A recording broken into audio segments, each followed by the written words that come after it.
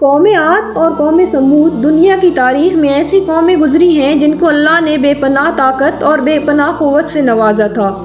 ان کی طاقت کا کوئی مقابلہ نہیں کر سکتا تھا۔ یہ قوم دنیا کی لمبی ترین قوم تھی۔ ان کی جیسی قوم نہ ان سے پہلے آئی اور نہ ہی ان کے بعد اللہ نے ان کے جیسی کسی قوم کو پیدا فرمایا۔ آج کی ویڈیو میں ہم قوم سمود کے بارے میں بات کریں گے جو قوم عاد کے بعد آباد ہوئی۔ قوم عاد دنیا کی سب سے پہلی طاقتور قوم تھی۔ اس قوم نے اللہ کی نافرمانی کی اور گناہوں کے اندر مبتلا ہو گئے تو اللہ نے اس قوم پر اپنا دردناک عذاب نازل فرمایا اور اس قوم کو برباد کر دیا۔ اس قوم کا نام و نشان صفحہ ہستی سے مٹا دیا گیا۔ اس طرح قوم عاد کی ہلاکت کے بعد ایک دوسری قوم معرض وجود میں آئی جس کو قوم سمود کہا جاتا ہے۔ قوم سمود قوم عاد کی نسل سے ہی تھی اور یہ دنیا کی دوسری طاقتور ترین قوم تھی۔ قوم عاد کی تباہی و بربادی کے بعد عاد کے چھوٹے بھائی سمود کی نسل سے یہ قوم معرض وجود میں آئی جس کو قوم سمود کہا جانے لگا۔ یہ قوم حجر کے علاقے میں آباد تھی اور آہستہ آہستہ یہ لوگ پھیلتے چلے گئے یہاں تک کہ یہ لوگ مغربی اور شمالی عرب تک پھیل گئے۔ اس قوم نے اپنا دارالحکومت حجر کو ہی رکھا جو شہر حجاز سے بالکل قریب واقع ہے جسے آج ہم مدائن صالح کے نام سے جانتے ہیں۔ اس وقت کی طاقتور قوم عاد ثانی یعنی قوم سمود تھی۔ اللہ کو ان پر یہ خاص کرم تھا کہ یہ قوم انتہائی طاقتور تھی اور اللہ نے ان کو بے شمار نعمتوں سے بھی نوازا تھا۔ تاریخ کی کتابوں میں اس قوم کا قد 40 ہاتھ بتایا گیا ہے اور ان کی اوسط عمر 900 سے 1000 سال تھی۔ اللہ نے ان کی جیسی قوم دوبارہ پیدا ہی نہیں کی۔ یہ ایسی قوم تھی جن کو کوئی بیماری نہیں لگتی تھی اور نہ ہی ان کے لوگ بوڑھے ہوتے اور نہ ہی ان کے ہاتھ پاؤں کمزور ہوتے۔ یہ لوگ ہمیشہ جوان اور تندرست رہتے۔ یہ لوگ اتنے طاقتور تھے کہ ان کی نظر تک کمزور نہیں ہوتی تھی۔ قوم سمود کی ایک نمایاں خوبی یہ تھی کہ اگر قوم سمود کا کوئی مرد اپنی عورت کے ساتھ ایک مرتبہ ہم بستری کر لیتا تو وہ عورت ایک ہی بار میں حاملہ ہو جاتی۔ یہی وہ خوبی تھی جس کی وجہ سے یہ قوم عاد کی تباہی کے بعد قوم سمود کے نام سے ابھری اور جلد ہی دنیا کے اندر اپنا اثر و رسوخ پیدا کر لیا۔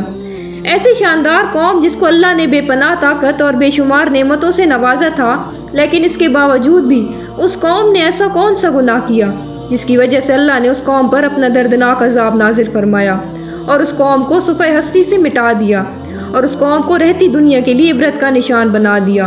آج بھی اس قوم کے گھروں کو اللہ نے نشان عبرت کے طور پر باقی رکھا ہے۔ یہ قوم بڑے بڑے پہاڑوں میں رہنے کی شوقین تھی۔ یہ لوگ بڑے بڑے پہاڑوں کو تراش کر اس کے اندر اپنے خوبصورت محلات بنایا کرتے تھے اور اسی کے اندر اپنی زندگی بسر کیا کرتے تھے۔ اللہ نے اس قوم کو بہت کچھ عطا فرمایا تھا۔ سرسبز باغات، میٹھے پانی کی نہریں اور پتھریلی زمین پر ہر قسم کے پھل۔ اس قوم کے عالیشان محلات اتنے خوبصورت تھے کہ دور دراز سے لوگ ان کے عالیشان محلات کو دیکھنے کے لیے آیا کرتے تھے۔ اپنے عالیشان محلات اور سرسبز و شاداب باغات اور نعمتوں کی فراوانی کی وجہ سے یہ قوم غرور و تکبر میں آ گئی اور سرکشی کے نشے میں دھت ہو کر اللہ کی نافرمانی کرنے لگی اور اللہ کی وحدانیت کو چھوڑ کر اپنے ہاتھوں سے تراشی ہوئی بتوں کی پوجا کرنے لگی۔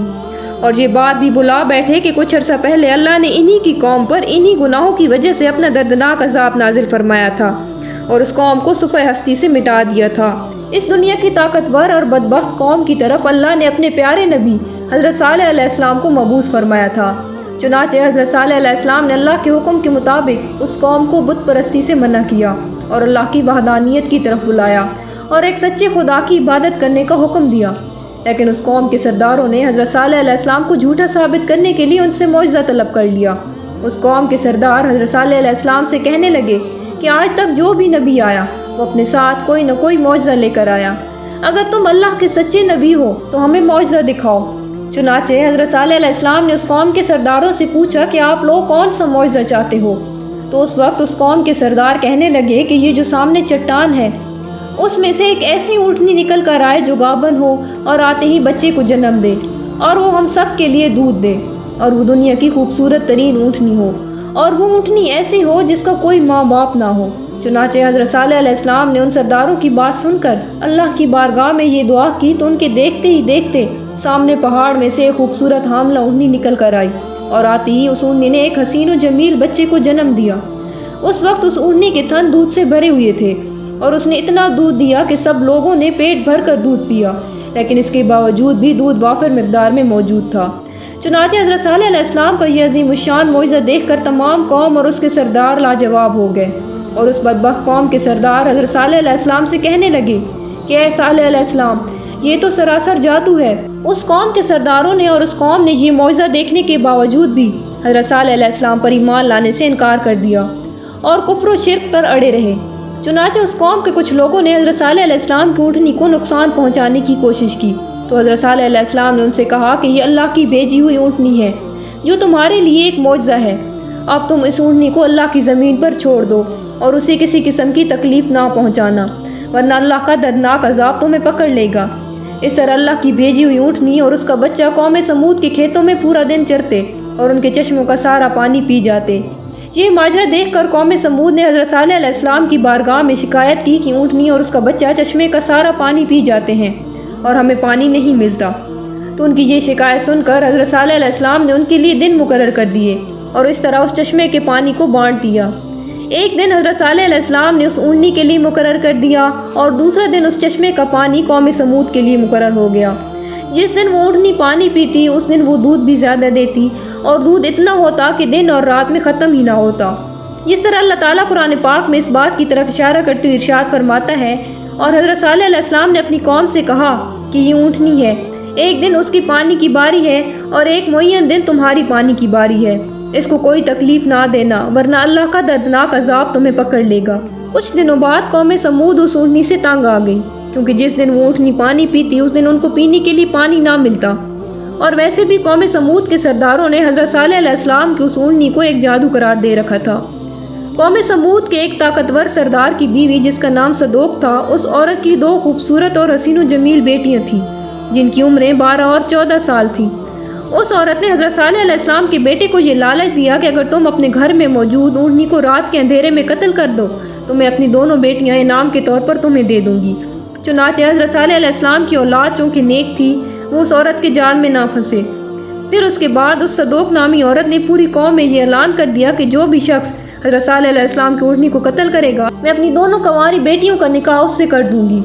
اس عورت کا یہ اعلان سنتے ہی اس قوم کے 2 نوجوان جن کا نام مصدع ابن داہر اور قائدار بن صالف تھا، ان دونوں بدبختوں نے مل کر اسی رات حضرت صالح علیہ السلام کی اس اونٹنی کو ذبح کر دیا۔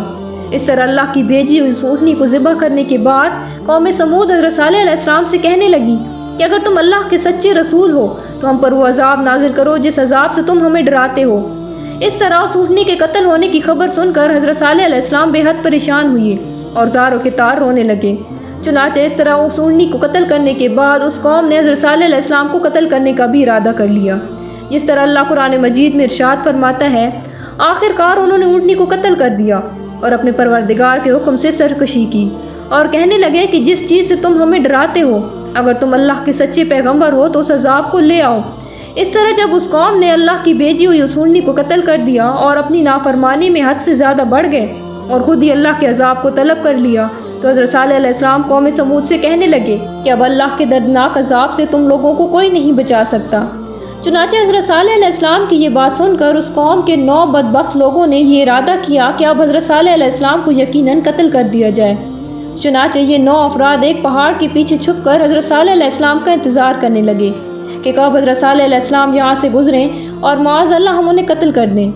لیکن اللہ تعالیٰ کی حکمت ایسی ہوئی کہ اللہ نے اسی رات ان 9 افراد پر پتھروں کی بارش برسا دی، جس کی وجہ سے وہ 9 کے 9 افراد ہلاک ہو گئے اور صبح پوری قوم نے ان 9 افراد کی لاشوں کو دیکھا۔ اس طرح اللہ کے دردناک عذاب اور 9 افراد کی لاشوں کو دیکھنے کے باوجود بھی قوم سمود اپنی سرکشی سے باز نہ آئی اور اسی طرح بت پرستی میں مبتلا رہی اور اللہ کی نافرمانیوں میں مزید حد سے بڑھنے لگے۔ اس طرح جب حضرت صالح علیہ السلام کی قوم قابل ہدایت نہ رہی تو اس وقت حضرت صالح علیہ السلام نے اپنی قوم سے کہا کہ تمہارے پاس صرف 3 دن باقی ہیں، جتنی چاہے عیش و عشرت کر لو اور شراب و شباب میں گزار لو، 3 دن کے بعد اللہ کا دردناک عذاب تمہارا منتظر ہے۔